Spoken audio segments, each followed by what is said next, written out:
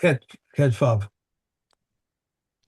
According to all the ariels about which they were said that the co-wives were permitted, if these co-wives went in and were married, and these were found to be alanos, they must leave both of them, and all the procedures apply to her.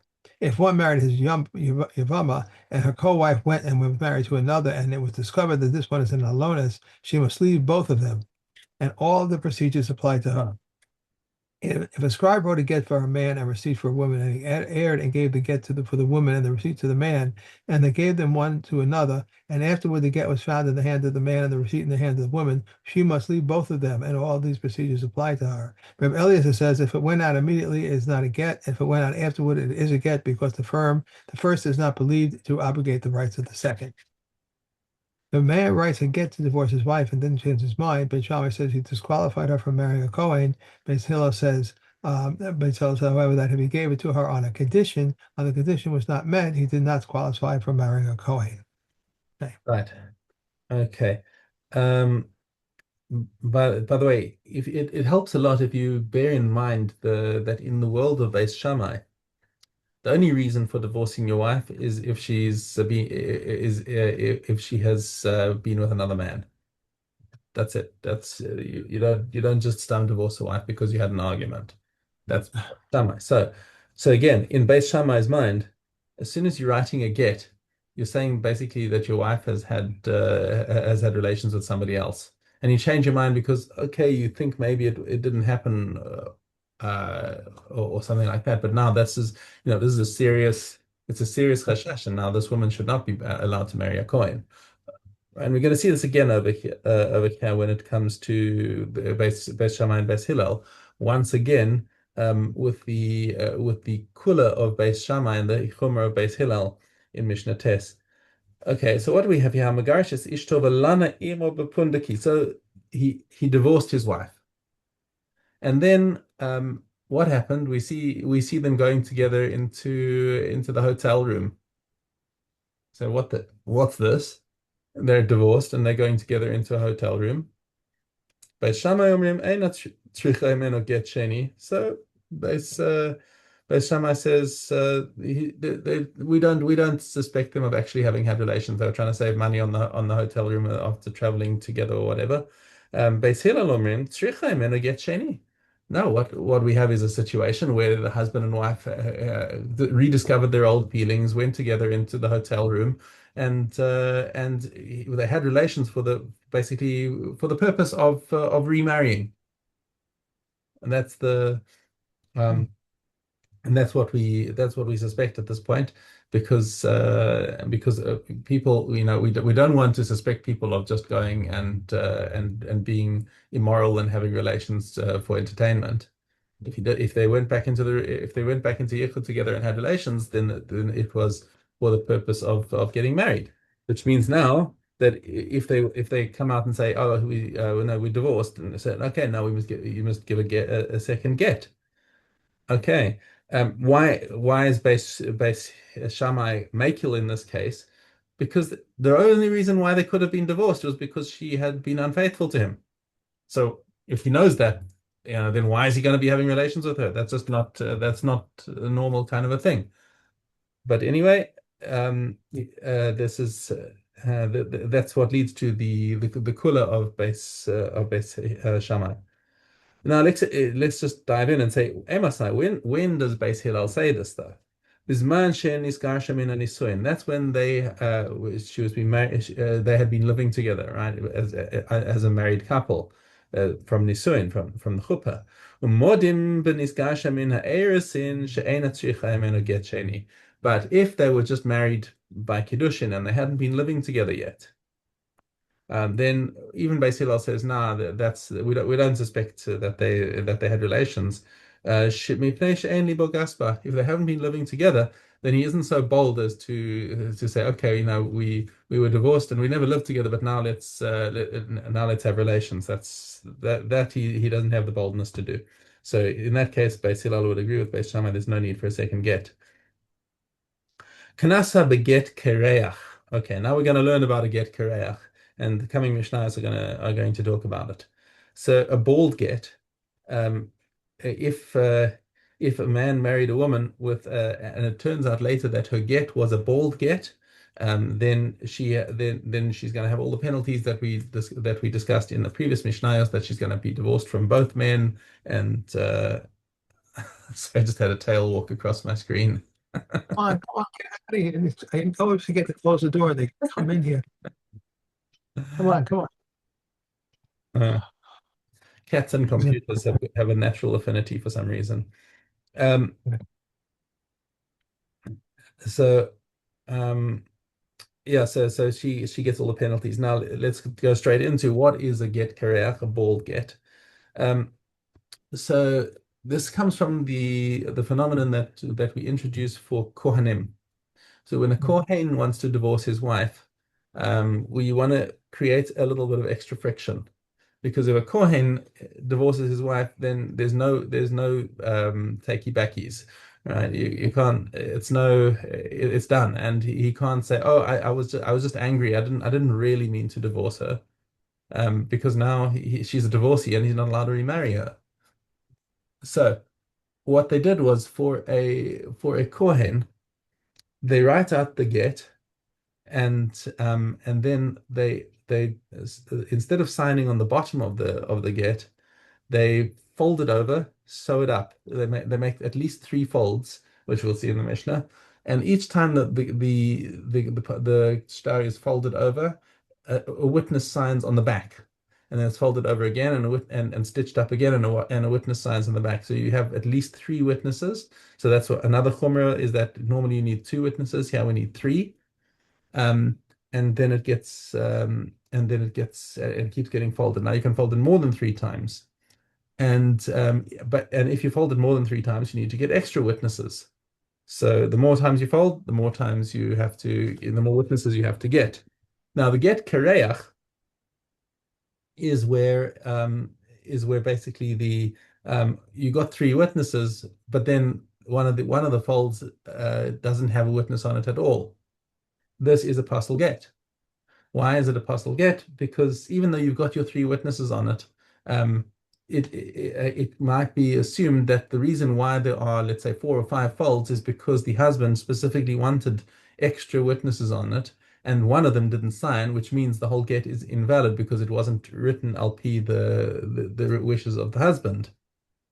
Okay, so that's the suspicion that we don't want anyone to have any suspicions that this get is not a valid get. And now this woman who went and got remarried on the basis of this get without showing it to anyone to say, whoa, whoa, whoa, whoa, whoa, this get is not a good get, is so we've got to so this is her responsibility. It's always her responsibility to present her get and say this and ensure that this is a valid get before she gets remarried.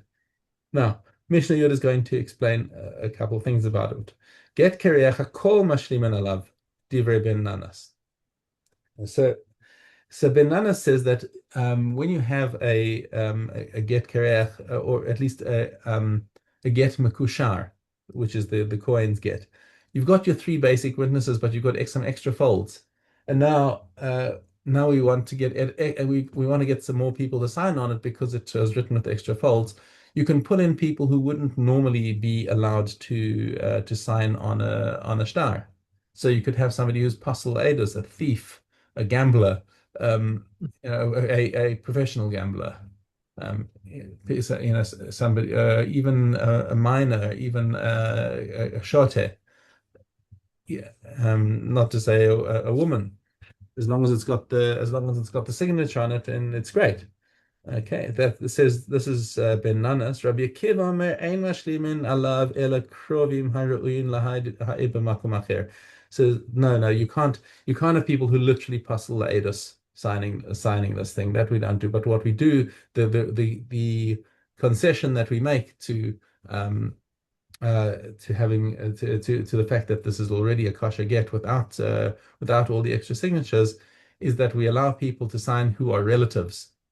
Um, so so basically they're kosher la'edus, but for this particular case, it's her brother who's also signing on it, or whatever other relationship.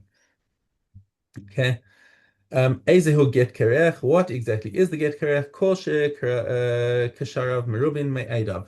Right, it's got more folds than Adim, and that's what we explained earlier.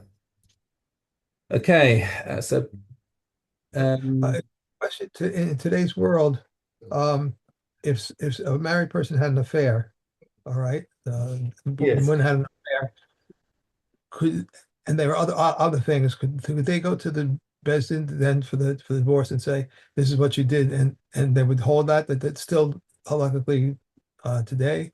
Well, absolutely. That halacha never changed. It's a halacha min Torah that specifically if a married woman has an affair, then she must get divorced, and she is not allowed to marry the guy she had an affair with. That's That's interesting. that's halacha. That is absolutely halacha. Um, so will they observe halacha is that's a different question, but that is absolutely the halacha. They Um, could add things like, she abused me or he abused me or other things could go into it, but those are separate things, but the basic fact that she had an affair means that she gets divorced and she's going to forfeit her kasuba. I knew two people Hmm? early on. Yeah. We knew two people. He had an affair with the woman next door, Hmm. a child with this woman, Oh my and then God. Was she now married? she was married. She was married, and so I mean now they're divorced. It's a long time, but it's a Yeah. long time. I just wonder how they figured this out. They just next door neighbor. Like that. Well, Jewish people. Yeah, Oh from my. people. Oh Could my. never figure it out. Wow, that's Never. that but Oh, so they actually verified that the child was a mamzer. yeah. Oy vey. Oh, that's terrible. That's so terrible. Can't get much worse than that. Yeah. Anyway, Perek Okay. Tes, Mishnah Aleph. What's up? So Mishnah Aleph, we're now talking about the divorce and the effect of the divorce. The basic effect of the divorce is that the woman is now allowed to marry whoever she chooses. Okay. Now, what happens if the husband tries to attach a t'nai to his divorce? He says, "Megarish es ishto v'amar la harei at muteres l'chol adam." He said, "Ela leploni." So you can marry whoever you want, but just not Fred. Rabbi Eliezer says, okay, that's fine. It's a divorce, and she on the condition, basically it's a conditional divorce that she does not marry Fred. If she marries Fred, then the divorce retroactively is cancelled. Chachamim Osrin. No, no say Chachamim. There's no way you can do that. A get is a complete release of the woman into her own rishus. If you put a t'nai like that on that so that she can't marry whoever she chooses, that's that's not a valid get. Ketzad yaseh. So what should he do? Yitlenham. He must take back the get from her. So now he must repeat the ritual, take back the get, because the get was written lishma. And when he hands it over to it, it says, Harei Gittin, this is your get, and you are hereby permitted to marry whoever you want, period. Okay, and then it's a valid divorce. However, this is only if he does it verbally. Im kasavo besocho. If he wrote inside the get that you are allowed that you can marry everyone except Fred, afal pisha chazer mechako pasul. He takes back the get and says, "Okay, I'll scratch out those words. Da, da, da, da, da, da, da, da. Now here's your get." Now, again, if the get has to be written lishma, and if he's and it was witnessed lishma, it was signed lishma, the whole thing has to be written according to his directions. If it was written for the direction of "you cannot marry Fred," the whole get is puzzled, and he has to have it rewritten. Okay, that's it. Let's go back to Vav Aleph. If one says, accept my gift from me for my wife, or take this to my get, he wants to retract. He can retract. If a woman said, receive my gift from me, if the woman wants to retract, he cannot retract. Therefore, if the husband said to him, I do not want you to accept it for her, rather take it and give it to her. If he wants to retract, and can retract. And Rabbi Shimon ben Gamliel says also, if she says, take my get from me, if he wants to retract, he cannot retract. If the woman said, receive my get from me, She needs two pairs of witnesses, two who say she said so in our presence, and two who say he received it in our presence and he tore it up and even if the first witnesses are the same ones as the second, or if the first is from the first pair and the second from the second, and another join with each of them. If an Anara is betrothed, she or her father can receive her get. Rabbi Huda says two hands cannot make acquisitions as one, rather her father alone receives her get. Anyone who's unable to take care of her get cannot be divorced. If a minor girl says, receive my get from me, it is not a get until she reaches her hand. Therefore, if the husband wants to retract, he can't retract because a minor cannot appoint an agent. But the father said to him, go receive my daughter's get, receive my daughter's get from her, and if she wants to retract, he cannot retract. If one says, get this get from my wife in such and such a place, and he gave it to her in such a different place, it's void. She is in such and such a place, and he gave it to her in a different place, it's valid. The woman said, receive my gift from me in such and such a place, and he received it for her in a different place, it is void. If Eliezer validated for it, if she said, bring my gift from such and such a place, and he brought it for her from a different place, it's valid. Yeah. Sota.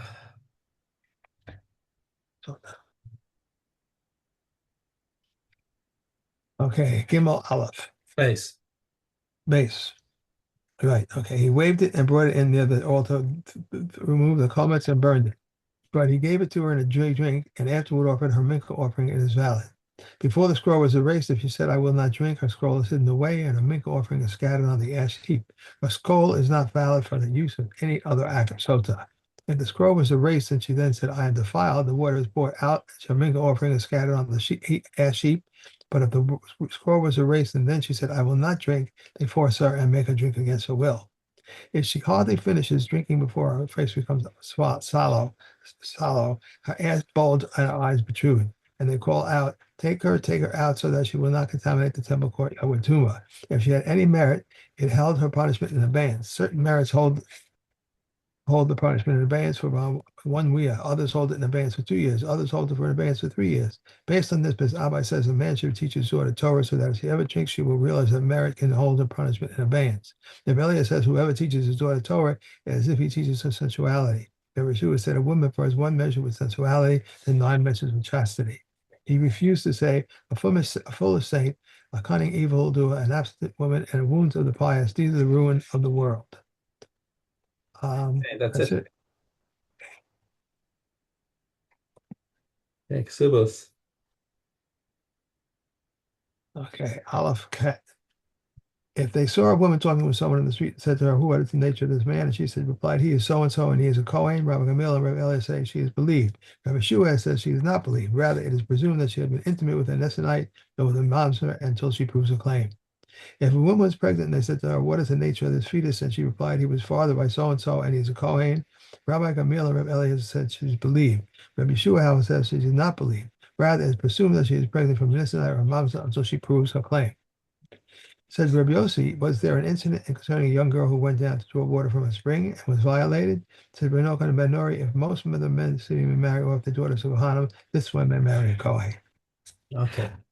All right. Okay. The Shabbos. No, Um, now you're coming. What do you, why, I'm gonna need to go to shul now, so let's leave it at why, that. I'll let you do your own chazaras. all right, all right. You missed the cat though. I'll miss it terribly. I know. Good day. Okay, thank Take you. good day, Mr.